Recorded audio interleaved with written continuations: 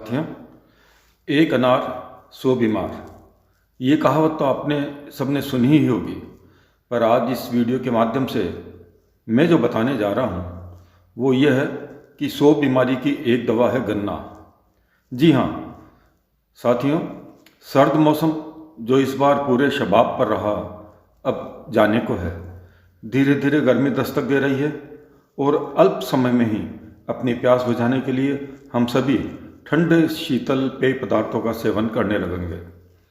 चूँकि मैं अपने परिवार यानी आप सभी दर्शकों की अच्छी सेहत चाहता हूँ, इसलिए आपसे अनुरोध करूँगा कि बोतल बंद पेय पदार्थों से बचें और स्वास्थ्यवर्धक पेय पदार्थों का सेवन करें। प्रकृति ने हमें अद्भुत नियामतें दी हैं, जिनमें गाय सर्वश्रेष्ठ वरदान है। गाय का मतलब यहाँ देसी गाय से है। तो गर्मी में शीतलता के लिए गौ माता के दूध, दही व छाछ का सेवन करें, इससे हमें स्वास्थ्य लाभ प्राप्त होगा। प्रकृति ने हमें एक और नियामत दी है, गन्ना।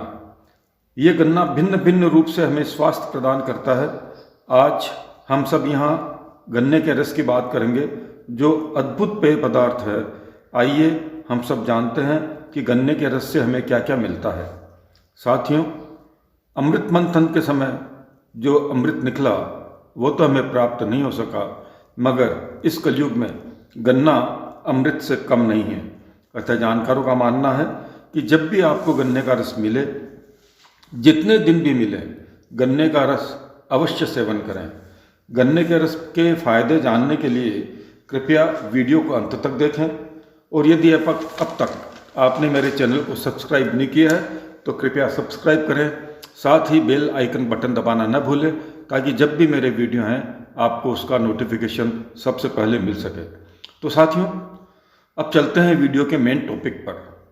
सबसे पहली बात तो यह है कि गन्ने के रस में भरपूर मात्रा में कैल्शियम मिलता है, फॉस्फोरस मिलता है, जो कि हमारी हड्डियों को मजबूती प्रदान करता है।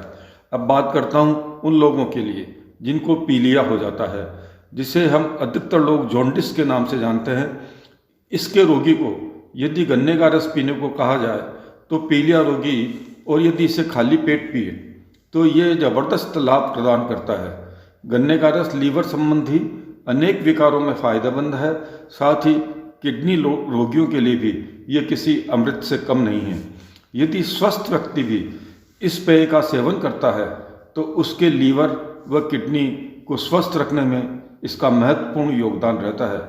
यूरिन यानी कि मूत्र संबंधी समस्याओं में इसे रामबाण औषध के रूप में जाना जाता है। पुरुष शरीर में यदि शुक्राणुओं की कमी है तो इसके सेवन से शुक्राणुओं की वृद्धि होती है। यह पेय पुरुष व स्त्रियों दोनों के लिए ही अद्भुत पेय है। आयुर्वेद के ज्ञाताओं का मानना है कि गन्ने के रस में एक सामान्य गिलास में यदि 1 ग्राम चूना मिला, ये जो खाने वाला चूना होता है उस चूने की बात कर रहा हूँ मैं, यदि मिला दिया जाए तो इसके चमत्कारिक लाभ प्राप्त होते हैं। गन्ने का रस शरीर में ग्लूकोज का काम करता है। विशेष बात यह है कि इसे सर्दी जुकाम से ग्रस्त व्यक्ति भी आसानी से सेवन कर सकते हैं, और किसी तरह के विपरीत परिणाम इसके अब तक देखने में नहीं आए हैं।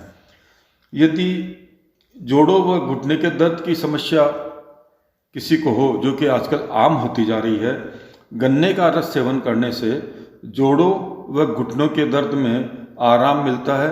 और स्वस्थ व्यक्ति यदि इस रस का सेवन करता है तो जोड़ों व घुटने के दर्द होने की संभावना काफ़ी कम हो जाती है। साथियों, गन्ने के रस में के फ़ायदों के बारे में यदि बोला जाए तो ये वीडियो इतना लंबा हो जाएगा कि फिर आप उसे देख नहीं पाएंगे।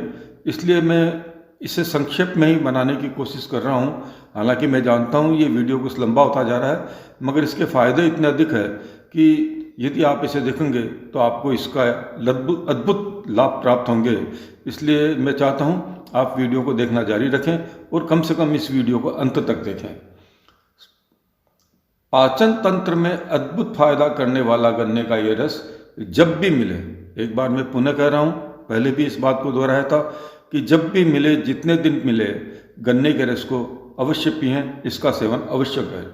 पर हाँ, कुछ बातें आपको ध्यान रखनी होगी इसके सेवन के समय। गन्ने का रस का सेवन केवल वहीं करें जहां पर्याप्त साफ सफाई रखी जाती हो, मक्खियां नहीं भिनभिनाती हो, जिस गिलास में आप रस पी रहे हैं उसकी गर्म पानी से सफाई की गई हो। गन्ने का रस सदैव ताज़ा ही पीना चाहिए। कभी भी इसको फ्रिज में रखकर बासी नहीं करें, क्योंकि इसके गुण फ्रिज में रखने के बाद कम होते जाते हैं। इसलिए इसे फ्रिज में रखने की भूल कतई नहीं करें, और जब भी पिएं इसे ताज़ा पिएं और उसी जगह पिएं जहां ये रस निकाला जा रहा हो। ईश्वर ने चाहा तो फिर मिलेंगे अगले वीडियो के अंदर एक नए विषय के साथ। तब तक के लिए अलविदा, धन्यवाद।